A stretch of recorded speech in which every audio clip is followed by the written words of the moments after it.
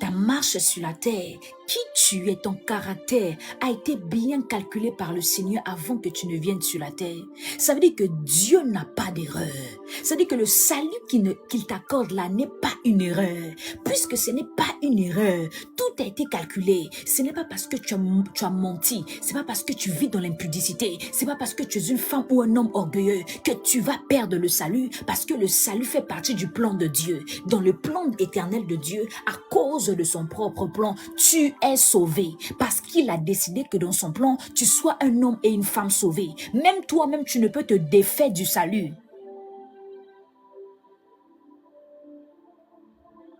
Si Dieu t'accorde le salut, c'est parce qu'il avait déjà bien calculé. Il savait que nous sommes des hommes imparfaits. Mais pourquoi il décide d'en donner à un et à un autre? La Bible déclare qu'on donnera à celui qui a, mais on ôtera à celui qui, on ôtera même à celui qui, comment je vais expliquer ça? Où est le verset? On ôtera même à celui qui n'a pas. Quand une personne établit des plans, une personne fait des choix.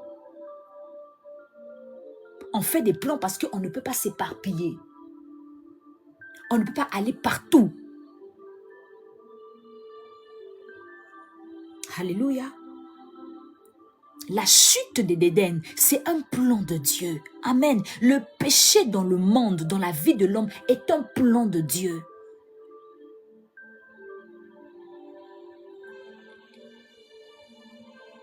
J'aimerais rappeler à quelqu'un aujourd'hui, si tu es sauvé, c'est pas parce que tu as acheté le salut. C'est pas parce que tu es une bonne personne. Mais c'est parce que tu es dans le plan éternel de Dieu. Dieu a décidé que tu sois sauvé. C'est celui qui décide, qui arrache ou qui met. Mais lorsque Dieu décide, il a promis de toujours nous garder dans sa main. Dieu ne peut pas commettre l'erreur de te donner sa vie éternelle. Et puis parce que dans 2 matins, tu as péché, tu n'as plus un joli cœur, Dieu finalement décide d'enlever sa vie en toi. Ça voudrait dire que toi, tu es plus sage que Dieu. Or non, nous les hommes, nous ne sommes pas plus sages que Dieu.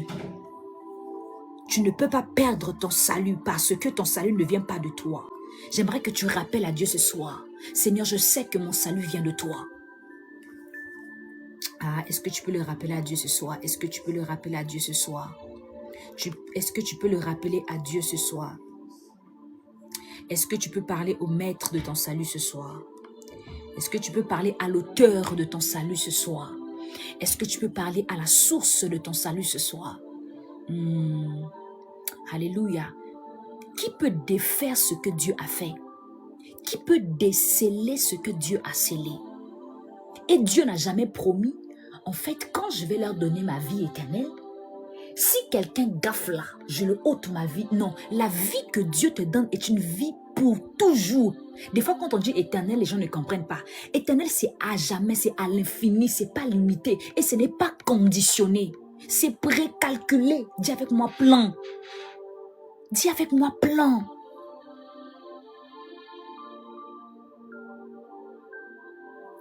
God knows, Dieu sait ce qu'il fait. Dieu n'a pas tes yeux. Dieu, le cœur de Dieu ne ressemble pas à ton cœur. Là où toi tu commences à réfléchir, là, Dieu avait déjà la solution réfléchie depuis avant. Dieu ne commet pas d'erreur. Oh, tu n'es pas une erreur. Des fois même les gens pensent que le diable c'est une erreur. Les gens des fois se disent, mais Seigneur, pourquoi tu as permis à Satan? C'est à cause du serpent. Ève a mangé. Même Satan n'est pas une erreur. Même la rébellion qu'il y a eu dans les cieux n'est pas une erreur. Dis avec moi le plan parfait de Dieu. Kalados geve, savinanos katelavi, ravedas kovalea sateva, mantelivayo satelegebe chatelagada. Qui va te sortir du plan de Dieu? Lorsque Dieu opère, Dieu n'opère pas par réaction. Dieu n'opère pas pour corriger ce qu'il a fait. Même quand Jésus est venu pour donner la rédemption à l'homme, Jésus n'est pas venu corriger le plan de Dieu. Jésus est venu accomplir le plan divin. Dis avec moi, accomplir le plan divin. Ah, chatadaba, chatelevegede. Dis avec moi, accomplir le plan divin. Accomplis le plan divin. Amen. Oui. Jésus n'est pas venu abolir le plan de Dieu. Pourquoi? Parce que la loi est le plan de Dieu. Et Dieu sait ce qu'il fait. Et Dieu ne commet pas d'erreur. Dieu aurait commis une erreur s'il revenait sur la terre pour annuler la loi, pour effacer la loi, pour enterrer la loi, pour humilier la loi, pour enlever la loi. Mais dis-moi là que vous voyez, je suis venu accomplir le plan. Parce que le plan n'avait pas changé. Alléluia.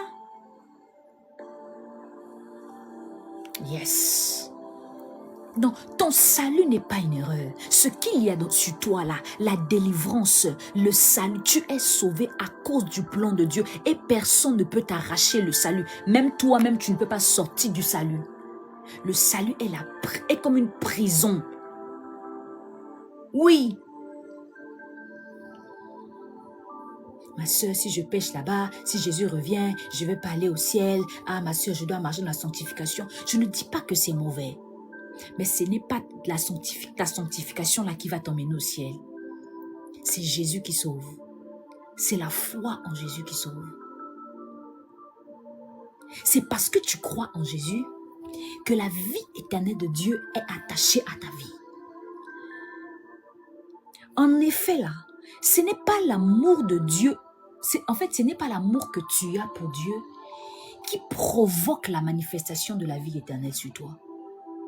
Mais c'est parce que la vie de Dieu est sur toi, que tu aimes le Seigneur, que tu apprends à l'aimer encore et encore, que même dans tes faiblesses, tu apprends à dire Seigneur, je veux avancer avec toi, je suis faible, forge-moi, forge-moi. Ça c'est le cri de la vie éternelle. C'est parce que tu es sauvé que tu cries ainsi. C'est parce que tu es sauvé que des fois tu pleures. Tu dis Seigneur, délivre-moi, Seigneur, sauve-moi. Comment je peux autant périr? C'est le cri de la vie Zoé.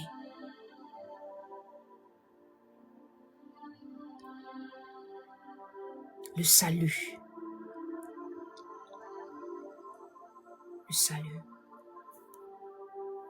Le salut. Alléluia. Ce que tu n'as pas créé, tu ne peux pas, en fait, tu ne peux pas modifier ce que tu n'as pas créé. C'est l'enseignement qui est derrière le péché d'Adam et Jésus. L'homme est tombé dans le péché.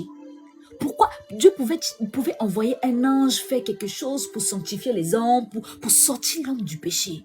Dieu voulait juste nous montrer que ce que moi j'ai fait, il n'y a que moi qui peut venir modeler. Ce qui veut dire que si tu es dans le plan de Dieu, là, il n'y a pas quelqu'un qui va entrer sa main et t'arracher de là. Oh, le salut est une promesse éternelle. Est-ce que vous comprenez? Le salut est une promesse éternelle. On a éternellement le salut. Et ce n'est pas par ma force, ce n'est pas parce que je veux. Aucun de nous ici n'a voulu avoir le salut. Aucun de nous ici n'a voulu connaître Dieu. Aucun de nous ici n'a voulu chercher le Seigneur. C'est parce que le Seigneur, par sa puissance, t'a trouvé. À cause de son plan, il t'a repéré de loin. Manivaya Sata, il envoyait son esprit sur toi. Bizarrement, Dieu, par la grâce de Dieu, il y en a qui ont connu le Seigneur dans des conférences de prière. Il y en a qui ont connu le Seigneur parce que quelqu'un a prêché Jésus dans la rue. Il y a des gens qui ont connu le Seigneur parce que quelqu'un l'a invité un jour à l'église. D'autres même, c'est par même des vidéos. Mais même avant ça, il y avait déjà un travail d'esprit fait dans ton cœur. Il y avait déjà une préparation de ton cœur. Parce que ton cœur est une terre. Ton cœur est une terre. C'est la raison pour laquelle quand la parole de Dieu s'est montrée à toi, tu dis Jésus est doux. L'éternité, la vie Zoé de Dieu était sur toi même avant de dire Seigneur, je te reçois dans ma vie comme Seigneur et Sauveur. Ça n'est que les conséquences de la vie de Dieu en toi.